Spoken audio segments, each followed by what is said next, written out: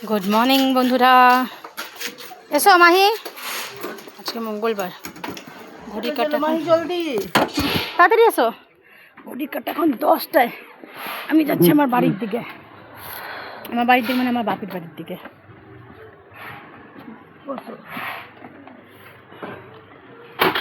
তারপরে এসে রান্না করব যেহেতু আজকে সংক্রান্তি তো আজকে আমাদের নিরামিষ তেঁতুর ডাল হবে টক ডাল হবে দু রকম ডাল হবে ভাজা হবে বাঁধাকপি হবে চাটনি আমার করা আছে আরও দেখি কী করতে পারি আজকে এইসব রান্নার এখনও অবধি আমি ভেবেছি বুঝেছেন ব্রেকফাস্ট আমি করে নিচ্ছি ফ্রুটস বোনের শরীরটা ভালো না গরম লেগে গেছে গরমে ওর শরীর একদম অস্থির করছে বোনের শরীরটা ভালো না সকাল থেকে কিছু খাইও নিও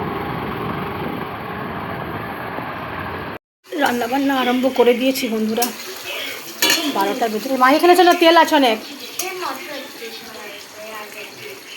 দেখাচ্ছি যেখানে কুমড়ো বেগুন আর এই যে করলা এখানে আলু ভাজি গোল গোল করে এখানে কুকারে ডাল সেদ্ধ করে রেখেছি যাতে বাঁধাকপি কেটে রেখেছি সব জোগাড় করে নিয়েছি আমি খালি ভাজা পালা আর রান্না করে নেওয়ার পালা ব্যাস হলেই আজকের মতন ঘানতে হবে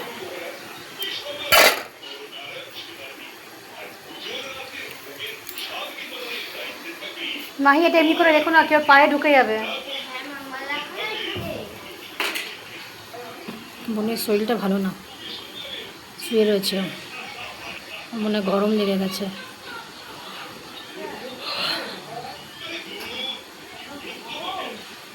অনেকবার লুজ মোছানো হয়েছে আবার ভমিটিংও হয়েছে সকাল থেকে কিছু খাইনি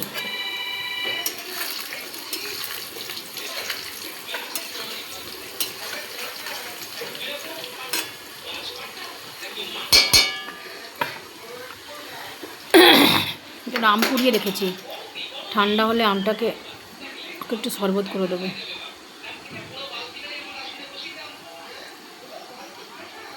আজকে আম ডাল করবো আর করলার ডাল মুগ ডাল সেদ্ধ করে রেখেছি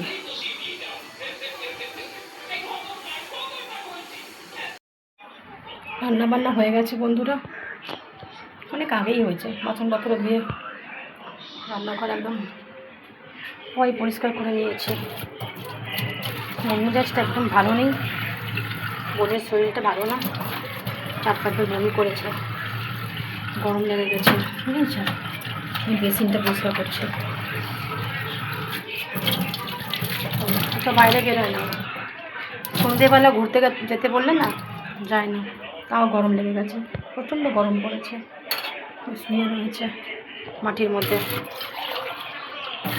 যে 2 গ্লাস খালি ভাত দিয়ে দিলাম তো সকাল থেকেও কিছু খাইনি তা তরকারি কিছু দিইনি ওষুধ নিয়ে এসেছি বললো কিছু খাবার দিতে না শুধু ভাত ডাল দিতে আমি এখানে একটু আলু ভাজা করেছিলাম শুধু ভাত খাবে কী করে তো খেতে দুটো ডাল দিইনি ওই জন্য আমি টক ডাল করেছিলাম ওই টক ডাল দিয়ে ওকে ভাত দিয়েছি বুঝলেন বন্ধুরা ঘরের মধ্যে কেউ শরীর খারাপ হলে না অনেক মন খারাপ হয়ে যায় সারাক্ষণ হাল্লা করে না ছেলেরও মন লাগছে না খালি বলছে ঘরটাও কষ্ট পাচ্ছে মাসি চুপ রয়েছে তো বাচ্চা না বলছে মাম্মা ঘরটাও কষ্ট পাচ্ছে মাসি চুপ রয়েছে না মাসি চুপ কেন আছে চলুন আজকে রান্নাবান্না এক ঝলকে দেখিয়ে দিই এটা মুগ ডাল করলা দিয়ে তেঁতুর ডাল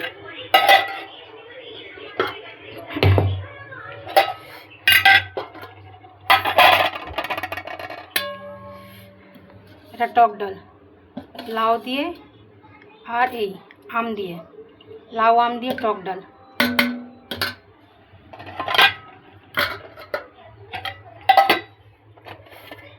এখানে বেগুন ভাজা আলু ভাজা কুমড়ো ভাজা রয়েছে এখানে বাঁধাকপির তরকারি, চাটনি ফ্রিজে রয়েছে, আর এই ভাত না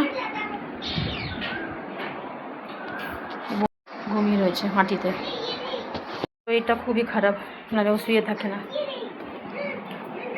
বিছানার উপরে শুতে পারছে না গরম বলে, বিছানার থেকে মনে হচ্ছে আগুন বেরোচ্ছে, তাই বলছে মাটিতে শুয়ে থাকি। এখানে উনুন দিয়ে রান্নাবান্না করেছিলাম না, এখন ওখানটা একটু সাপটে নিয়ে আমার প্রভুও শুয়ে রয়েছে। বললাম খাবার খাও, বলছে না পরে খাবো।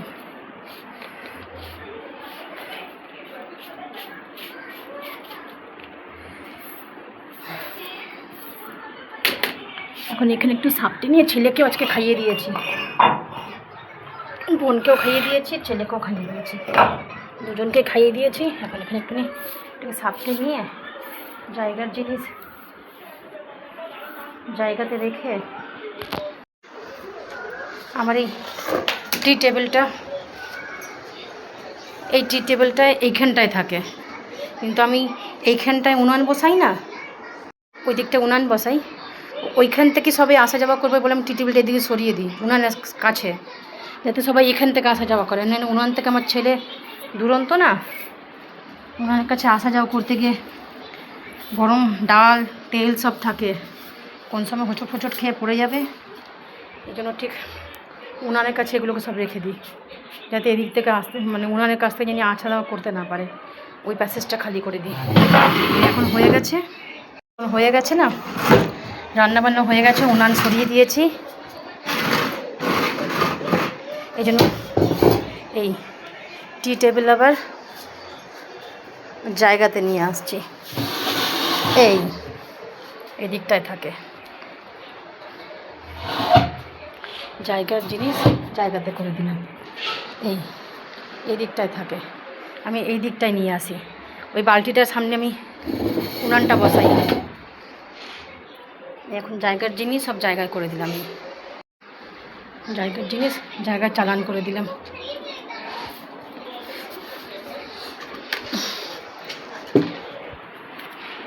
এখন এখানটা একটু সাপটে নিয়ে মানে আমি রান্না করতে করতে পরিষ্কার করে নিই, আমি একটু ঝাড়বো, কেন এই উনানের ছাইগুলো একটু ওড়ে না, চেয়ারে ফেয়ারে পড়ে যায়, একটু সাদা সাদা লাগে দেখতে, ওগুলোকে সব পরিষ্কার করি, চেয়ার টি টেবিল এগুলো সব পুছে নিয়ে তারপর দেখি যদি ও খায় ওকে উঠাবো। ও ঘুমোচ্ছে, খালি একমাত্র আমার চোখে ঘুম নেই, আর আমার ছেলের চোখে। বলছে আজকে তো ছুটি আছে, একটু টিভি দেখতে দাও আমাকে। অনেক ধমক দিয়ে ঘুম পাড়িয়েছিলাম, শুধু চোখ বন্ধ করে রয়েছে, বলছে একটু টিভি দেখবো। দেখো আজকে ওকেও সেরকম কিছু ভারী খাবার দিইনি, ভেবেছিলাম স্যান্ডউইচ বানিয়ে দেবো, কিন্তু দিনই বাবা, এই গরমের মধ্যে স্যান্ডউইচ খেয়ে যদি শরীর খারাপ হয় না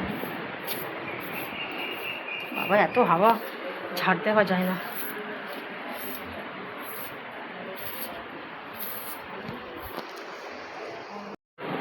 চলুন, ছেলের পড়া হয়ে গেল, চলুন মানে আপনার আবার কোথায় যাবেন। ছেলের পড়া হয়ে গেল, করিয়ে দিলাম, হিন্দি ক্লাস সব ছুটে গেছিলো, ওটাকে করিয়ে দিলাম। চোপাও হয়েছে আমার ছেলের, জানেন, সব কথায় খেটখেটিয়ে ওঠে। আমার বোনের শরীর ভালো হয়েছে, উৎপাতের শরীর ভালো হয়েছে। উৎপাত বলে দাও। এখন ভালো আছি, সকালে আদর আর ভালোবাসা খেয়ে শরীর ঠিক হয়ে গেছে, আর খুব ঘুমিয়েছি। কতটা আমাদের মার।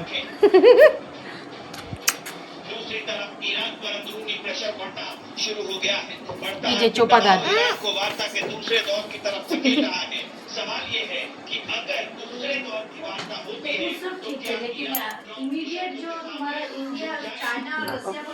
ম্যাচের মধ্যে কি ইন্টারেস্ট, ম্যাচ বলছি নিউজে কি ইন্টারেস্ট।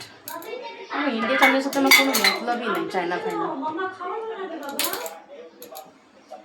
কালকে পয়লা বৈশাখ, কালকের দিনই আমার এই ভিডিওটা যাবে, আপনাদেরকে সবাইকে পয়লা বৈশাখের অনেক অনেক শুভেচ্ছা, শুভ নববর্ষ। দিনটা আপনাদের অনেক ভালো কাটুক।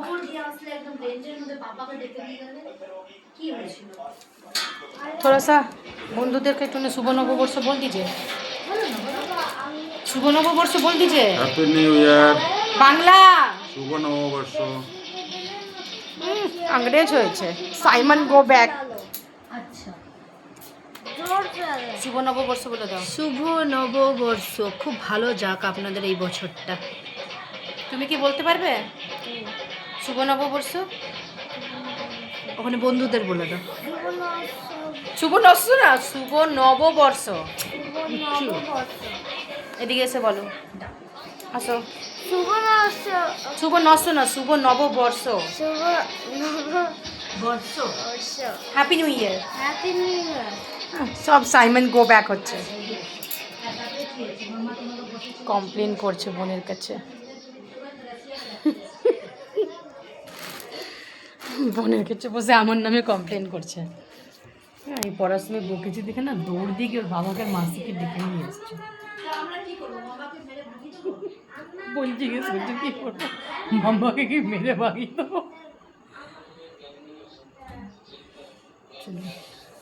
আজকের মতন এইটুকুই। আপনারা সবাই খুব খুব খুব ভালো থাকবেন, নিজের শরীরে খেয়াল রাখবেন, সুস্থ থাকবেন আর নিজের শরীরে খেয়াল রাখবেন। সব সময় হাসি খুশি থাকবেন, মর্নিংটা পরচর্চা একটু করবেন, ভালো লাগবে শরীরটা। কালকের দিনটা আপনাদের জন্য খুব ভালো কাটে। কালকের দিনটা মানে সারা বছরটাই। কালকে আমাদের বাঙালিদের জন্য একটা খুব বড় দিন। আমরা তো সাইমন গো ব্যাক হচ্ছি না, আমরা বাঙালি। আমাদের জন্য পয়লা বৈশাখী হলো নতুন বছর। এবার আমার মা বাবা ছিল, যেহেতু আমার বাবা বিজনেসম্যান ছিল, আমাদের ট্রান্সপোর্টেশনের কাজ ছিল। কালকের দিন মা সকালবেলা উঠে, আমাদের এখানে একটা চার্চ রোডে কালী মন্দির আছে, খুব পুরনো কালী মন্দির। ওই কালী মন্দিরে খাতা পুজো করাতে যেত ভোরে ভোরবেলা উঠে। তো প্রত্যেকবারে আমাদের একই মেনু থাকতো, বাসন্তী পোলাও, মাটন, চিকেন, মাছ, তিনটেই হতো, মাটনও, চিকেনও, মাছও, আর বাসন্তী পোলাও। আমার পোলাওটা খুব ভালো করতো। ওই পোলাওয়ের স্বাদ, ওই মাংসর স্বাদ আর কোথায়, মাই নেই, বাবাই নেই। হয়তো ওই খাওয়া দাওয়াটা বানাতে পারবো, কিন্তু ওই স্বাদটা আনতে পারবো না, মার হাতের ওই স্বাদটা আনতে পারবো না। দিনগুলো অনেক মিস করি, মা বাবাকে অনেক মিস করি।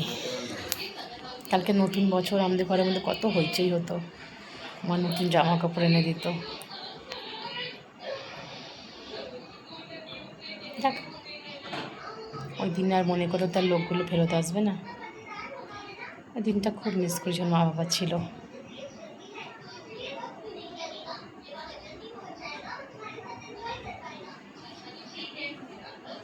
জীবনের এই দিনগুলো কীভাবে চলে গেল, মা বাবাও চলে গেল। আমার মা বাবা খুব কম এজে মারা গেছে, আমার বাবা মার যাওয়ার বয়স হয়নি, শরীর খারাপ মারা গেছে। আমার বাবার মারা যাওয়ার ঠিক 1 বছরের মাথায় আমার মা মারা গেছে।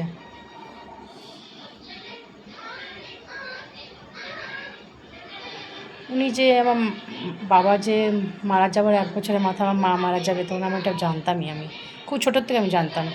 আমাদের ওখানে একটা অ্যাস্ট্রোলজার এসেছিলো কামাখ্যার থেকে, তখন ওই বলে দিয়ে গেছিলো অনেক, যখন আমি ছোটো, কি আমার বাবা যখন মারা যাবে তার ঠিক 1 বছরের মাথায় আমার মা মারা যাবে। এটা আমি খুব ছোটোর থেকে জানতাম যে উনি আমার বাবার জামা 1 বছরের মধ্যে চলে যাবেন। যাক, দুঃখের সাথে দিনটা শেষ করব না।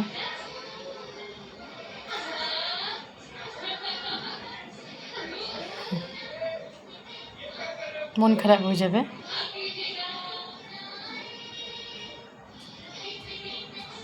চলুন, আপনারা সবাই খুব খুব খুব ভালো থাকবেন, নিজের শরীরে খেয়াল রাখবেন, সুস্থ থাকবেন আর সবসময় হাসি খুশি থাকবেন।